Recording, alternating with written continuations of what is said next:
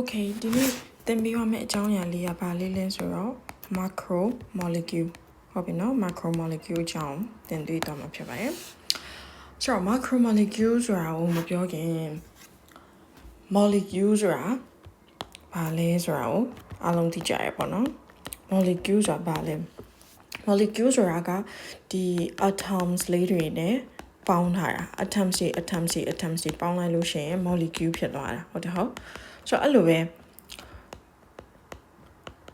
macromolecule ဆိုတာလည်းဘာတွေနဲ့ပေါင်းထားတာလဲဆိုတော့သူကလည်း atoms တွေနဲ့ပေါင်းထားတာဒါပေမဲ့ macro ဆိုတဲ့အဓိပ္ပာယ်က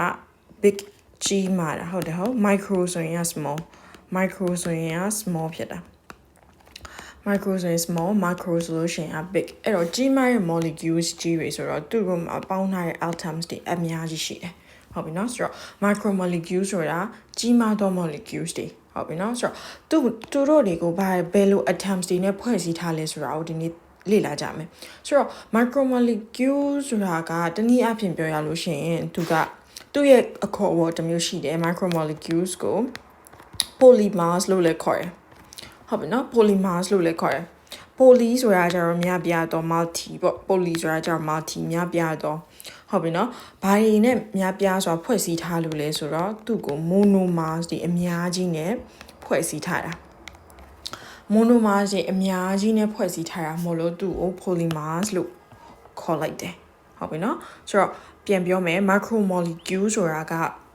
ကြီးမားသော molecules macro ဆိုတာ big ကြီးမားသော molecules ဆိုတော့ molecule ဆိုတဲ့သဘောတရားအတိုင်းပဲ atoms တွေနဲ့ဖွဲ့စည်းထားတာနောက်တနည်းအားဖြင့်ပြောရရင်macromolecules ရဲ့နာမည်ကို polymer လို့လည်းခေါ်လို့ရတယ်ပေါ့နော် polymer လို့လည်းခေါ်လို့ရတယ်ဒါပေမဲ့ twin jet တစ်ခုရရှိရပေါ့နော် macromolecules တော့ macromolecules ဒါပေမဲ့ polymer မဟုတ်တဲ့ macromolecules တစ်မျိုးရရှိတယ်အဲ့ဒါကဒီနောက်မှာဆက်ပြီးတော့ပြောသွားမယ်ပေါ့နော်လောလောဆယ်တော့ macromolecules ကို polymer လို့ခေါ်လို့ရတယ်မှတ်လို့ရတယ်ဆိုတော့ polymer ဆိုတာက poly ဆိုတဲ့အတိုင်းအများကြီးပေါင်းထားတာဘာတွေအများကြီးနဲ့ပေါင်းထားတာလဲဆိုတော့ monomers တွေအများကြီးကိုဆက်လိုက်တာ monomer တွေအများကြီးကိုပေါင်းလိုက်လို့ရှိရင်ဘာရလာလဲဆိုလို့ရှိရင် polymer ရလာတာဟုတ်ပြီနော် polymer ရလာတာဟုတ်ပြီအဲ့တော့ molecule တစ်လုံးဖြစ်ဖို့တောင်မှ atoms တွေနဲ့ပေါင်းရတယ်အဲ့လို molecule အကြီးကြီးဖြစ်လာဖို့အတွက် atoms တွေအများကြီးနဲ့ပေါင်းရတယ်ဆိုတော့ဒီ atoms တွေကိုတော့မပြောတော့ဘဲနဲ့အဲ့လိုမျိုး monomer တစ်ခုအကြောင်းကိုပဲပြောကြမယ်နော် atoms တွေအသီးသန့်အကြောင်းကိုမပြောတော့ဘဲနဲ့ monomer တစ်လုံးချင်းစီ monomer တစ်လုံးချင်းစီ monomer တစ်လုံးချင်းစီအကြောင်းကိုပဲပြောတော့မယ်အဲ့ဒီ monomer နဲ့ monomer ထဲမှာပါဝင်ဖွဲ့စည်းထားတဲ့ atoms တွေရဲ့အကြောင်းကိုတော့ဒီ biochemistry မှာမပါဘူးပေါ့နော်chemistry တည်တဲ့မှာတော့ atoms တွေအကြောင်းကိုသင်ရမယ်ဒါက biochemistry ဖြစ်တဲ့အတွက်ကြောင့်မို့လို့အဲ့ဒီ atoms တွေအကြောင်းကိုမပြောဘဲနဲ့အဲ့ဒီ atoms တွေနဲ့ဖွဲ့စည်းလိုက်တဲ့အခါမှာဖြစ်ပေါ်လာတဲ့ monomers တွေအကြောင်းကိုပဲကျွန်တော်တို့ပြောကြမယ်ဟုတ်ပြီနော်ဆိုတော့ monomer ရဲ့ polymer ရဲ့ macromolecules ရဲ့ဆိုတော့ terms တွေရဲ့အဓိပ္ပာယ်ကိုသိသွားတော့ပြီလို့ထင်တယ်ပေါ့နော်ဆိုတော့ပြန်ပြောပြမယ်ဆိုတော့ macromolecule macromolecule ဆိုတာက molecule အကြီးမားသော molecules ကိုပြောတာ macromolecule ရဲ့အဓိပ္ပာယ်က big molecule အကြီးအဲ့ macromolecule ကိုနောက်တစ်မျိုးအပြင်ဘာလို့လဲခေါ်လို့ရသည်လဲဆိုလို့ရှိရင်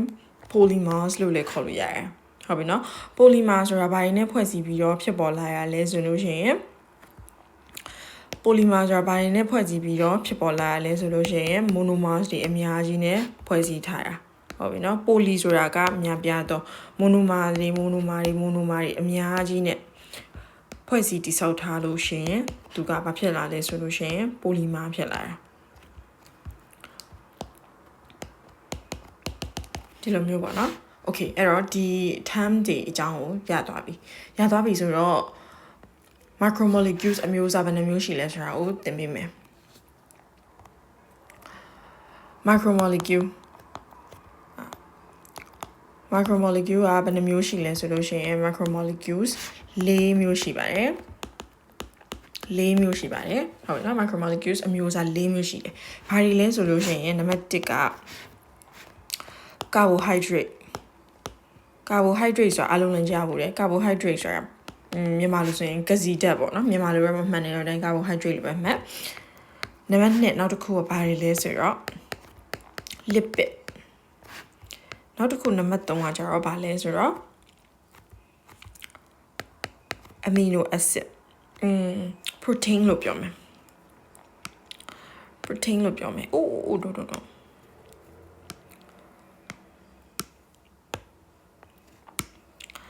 protein ပေါ့နော် protein နောက်တစ်ခုကကျတော့ nucleic acid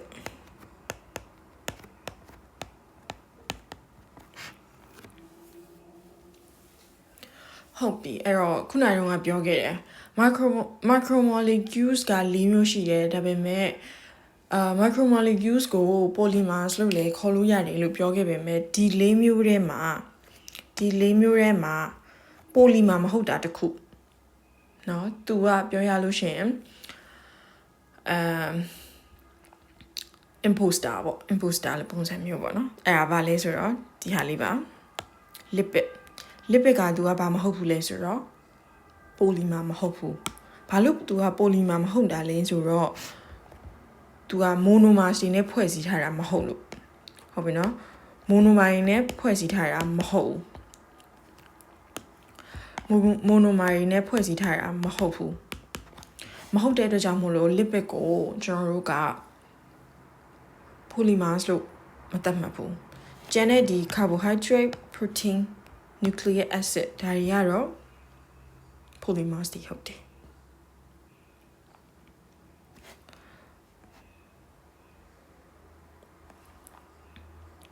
ဆိုတော့ဟုတ်ပြီဒီအကြောင်းကိုသိပြီဆိုလို့ရှိရင်ဒီ4မျိုးတွေအမျိုးချင်းစီရဲ့အကြောင်းကိုဆက်ပြီးတော့ပြောမယ်အရင်ဆုံး carbohydrate အကြောင်းကိုပြောမယ်အရင်ဆုံး carbohydrate အကြောင်းကိုကျွန်တော်ပြောကြမယ်ဆိုတော့သူက polymer ဟုတ်တယ်ကွာဆိုတော့ polymer ဆိုလို့ရှိရင်သူ့ရဲ့ monomers ကဘာလဲကျွန်တော်တို့သိရမယ်ဟုတ်ပြီနော်ဆိုတော့ monomers ကဘာလဲ carbohydrate ရဲ့ monomers ကဘာလဲဆိုတော့သူ့ရဲ့ monomers ရဲ့နာမည်ကိုကျွန်တော်တို့မှတ်မယ် monosaccharide ဟုတ်ပြီနော်ဒီ carbohydrate monomer ရဲ့နာမည်က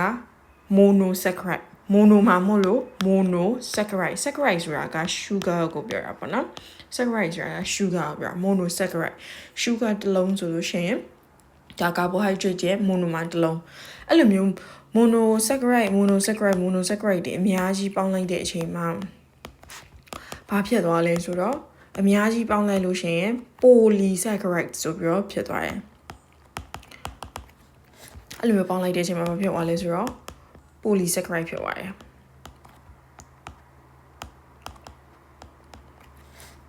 ဆိုတော့ polysaccharide ဆိုတာဘာလဲ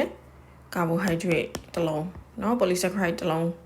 polysaccharide ဖြစ်လာလို့ရှိရင်အမှ carbohydrate တစ်လုံးဖြစ်သွားမယ်အဲ့လိုပုံစံမျိုးပါ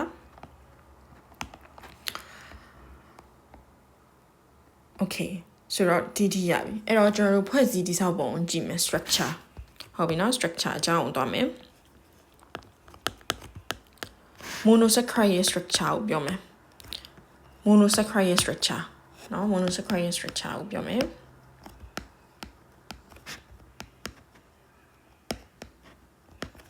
monosaccharide structure ကိုပြောမယ်ဆိုလို့ရှိရင်သူက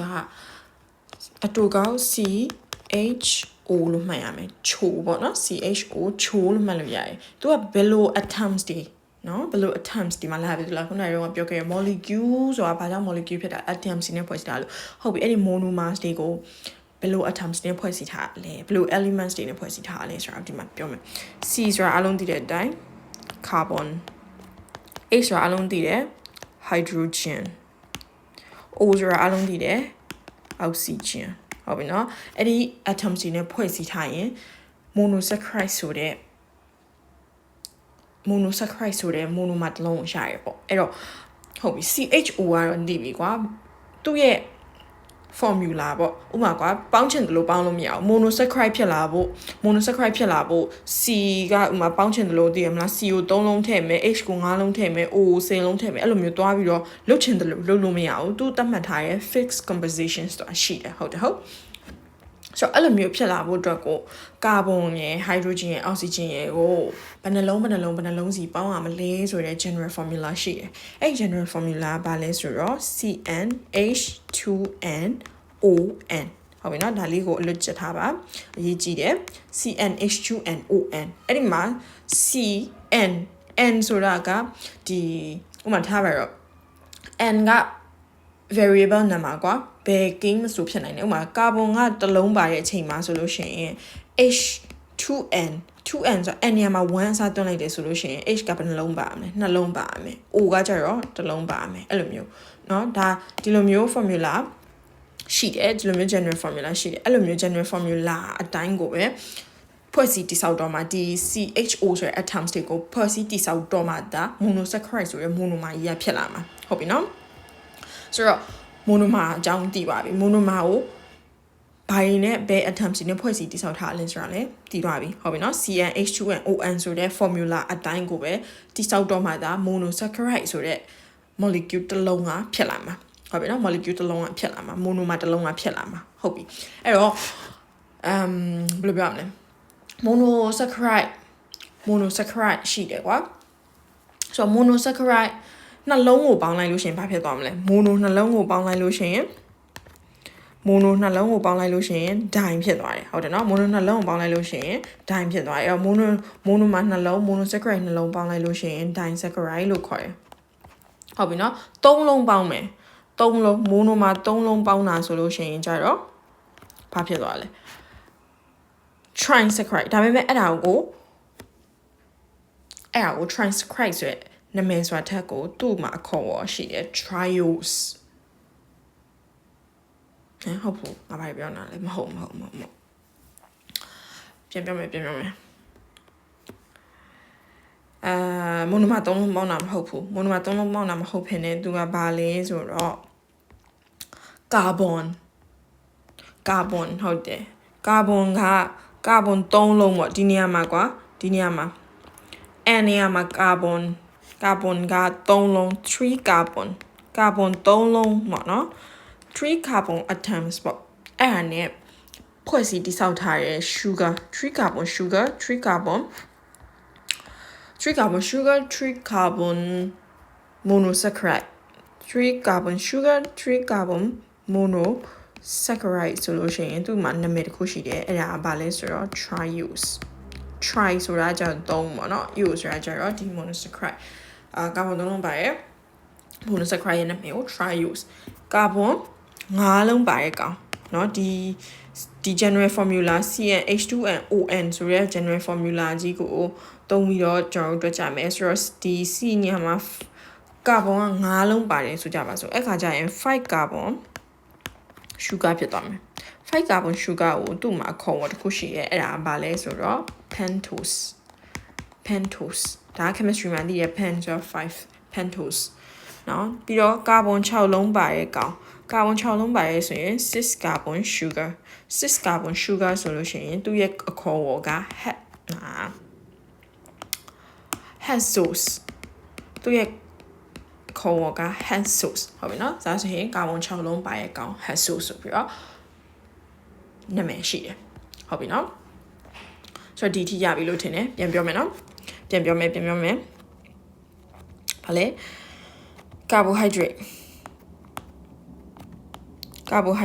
carbohydrate ရဲ့ monomers သူ့ရဲ့ monomers ကဘာလဲ monosaccharide ဒီအများကြီးပေါင်းရင် polysaccharide ဖြစ်လာမယ်အခါကျရင်အဲ့ polysaccharide က carbohydrate ဆိုပြီးတော့နာမည်တက်လိုက်တယ်အဲ့လိုပုံစံမျိုးပေါ့နော်ဆိုတော့ monosaccharide ရဲ့ structure ကိုကျွန်တော်ကြည့်ကြမယ် monosaccharide ကိုဘယ် atoms တွေနဲ့ဖွဲ့စည်းတည်ဆောက်ထားရလဲဆိုတော့ CHO carbon hydrogen oxygen ဆိုရယ် atoms တွေနဲ့ဖွဲ့စည်းတည်ဆောက်ထားရဲအဲ့လိုဖွဲ့စည်းတည်ဆောက်တဲ့နေရာမှာကိုသုံးကျင်တယ်လို့မျိုးမှာ carbon 5လုံး6လုံးအဲ့လိုမသုံးကျင်တယ်လို့တွားပြီးတော့သုံးပြီးတော့ပေါင်းလို့မရဘူးသူ့ရဲ့ general formula ရှိတယ်အဲ့ဒါကဘာလဲဆိုတော့ CnH2n ON ဆိုတဲ့ general formula ရှိတယ်အဲ့ဒီ general formula အတိုင်းကိုဖွဲ့စည်းတည်ဆောက်တော့မှဒါ monosaccharide ဆိုတဲ့ molecule ကိုရမှာဖြစ်တယ်ဟုတ်ပြီနော် monomer ကိုရမှာဖြစ်တယ်ဆိုတော့ CnH2n ON ဟုတ်ပြီဆိုတော့အဲ့တော့အဲ့နေရာမှာကာဗွန်ကို3လုံး နဲ့ဖွဲ့စည်းတည်ဆောက်ကြမယ်ဆိုပါစို့ကာဗွန်3လုံး3ကာဗွန်3လုံးရှိတဲ့ sugar เนาะတနည်းအားဖြင့်3 carbon monosaccharide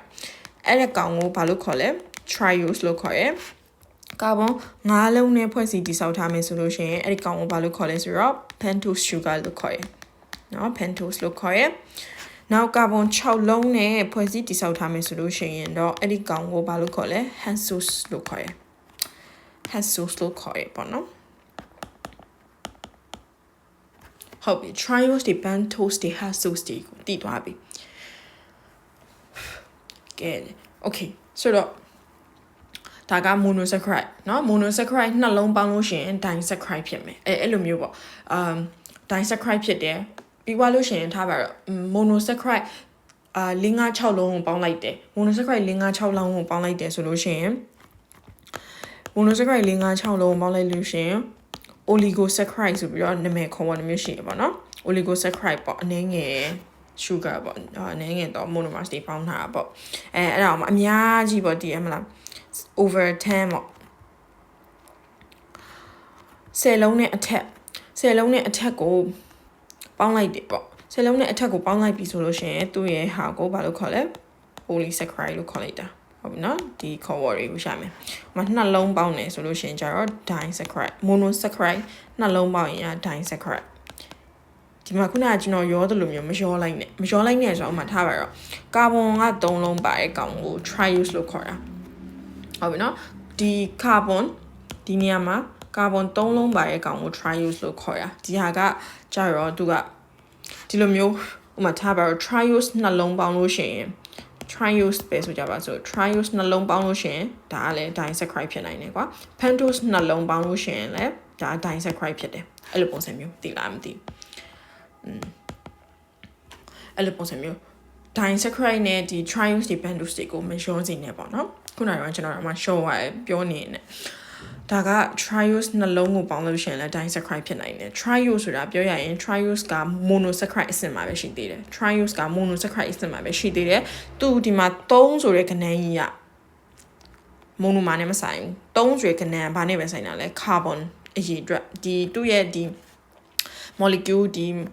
monosaccharide တစ်လုံးထဲမှာပါတဲ့ carbon အရေးအတွက်နဲ့ပဲဆိုင်တာဟုတ်ပြီနော် carbon အရေးအတွက်3လုံးပါရင် triose အဲ့လိုမျိုး triose နှလုံးကိုဆက်လိုက်တယ်ဆိုလို့ရှိရင်လည်း disaccharide ဖြစ်နိုင်တယ် pentose နှလုံးကိုဆက်တယ်ဆိုရင်လည်း disaccharide ဖြစ်နိုင်တယ် triose နဲ့ pentose နဲ့ဆက်တာမျိုးလည်းဖြစ်နိုင်တယ်ဟုတ်ပြီနော်ဆိုတော့ဟုတ်ပြီအဲ့တော့ဒီထိရပြီဆိုတော့ကျွန်တော်တို့ဘာအကြောင်းသွားမလဲဆိုတော့ဒီ triose တွေ pentose တွေ hexose တွေရဲ့တစ်ခုချင်းစီအကြောင်းပြောပြမယ်ဆိုတော့အရင်ဦးဆုံး triose ဆိုတာတည်ပြီးပါပြီဗာလဲ3 carbon sugar ဆိုတော့သူ့မှာ carbon 3လုံးပါမယ်ဆိုတော့သူ့ရဲ့ formula ကဘာဖြစ်မလဲ triose တည်ရဲ့ formula က C3 ဟုတ်ပြီနော် carbon ကဘယ်နှလုံးလဲ3လုံးအဲ့ဆိုလို့ရှိရင် hydrogen က3နှလီ6 O က3လုံးC3H6O3 ဆိုတာက triose ရဲ့ formula က C3H6O3 ဟုတ်ပြီနော် triose မှာ triose ကကျွန်တော် chemistry မှာဆိုသင်ရတယ်ကွာgeneral formula တူတယ်ဒါပေမဲ့သူတို့ရဲ့structure ကကွဲတဲ့အချိန်မှာဘယ်လိုပြောမလဲအမျိုးအစားနာမည်တွေကွဲသွားတာဟုတ်ဆိုတော့ triose မှာလည်းဒီလိုမျိုးကာဗွန်3လုံး hydrogen 6လုံး oxygen 3လုံးနဲ့ပေါင်းထားရမှန်တော့ညလေဒီ atoms တွေကိုတစ်ခုနဲ့တစ်ခုဖွဲ့စည်းတည်ဆောက်ပုံ structure ကွဲတဲ့အချိန်မှာနာမည်တွေကွဲသွားတယ်ဘာတွေကွဲသွားလဲဆိုတော့ triose တစ်မျိုးကဘာလဲဆိုတော့ dihydroxy acetone လို့ခေါ်တဲ့ triose တစ်မျိုးရှိရယ်နောက်တစ်မျိုးကglyceraldehyde ဆိုတဲ့ triose တစ်မျိုးရှိတယ်ဟုတ်ပြီနော် glyceraldehyde ဆိုတဲ့ triose တစ်မျိုးရှိမယ် dihydroxy acetone ဆိုတဲ့ triose တစ်မျိုးရှိမယ်ဒီနှစ်မျိုးရဲ့နာမည်ကိုအခုတော့ဆက်ဆက်သိချင်းအချိန်မှာတော့ခက်ရင်ခက်လိမ့်မယ်ဆိုတော့ဒါကိုကြက်ပါများရင်တော့ရသွားလိုက်မယ်ဒီနာမည်လေးတွေအနည်းငယ်တော့ရှည်တယ်ဒါပေမဲ့ကြက်ပုံချက်နီးရကြတော့ dihydroxy di ဆိုတာကျတော့နှစ်လို့မှ hydro ကျတော့ hydrogen ပါလို့ high ပြီးရင် အောက်စီဆိုတာ O ပါလို့အဲ့လိုမျိုးပေါ့နော်ပြီးတော့နောက်နောက်ဆက်က acetone dihydroxy acetone dihydroxy acetone အဲ့လိုချက်ပါပြီးရင်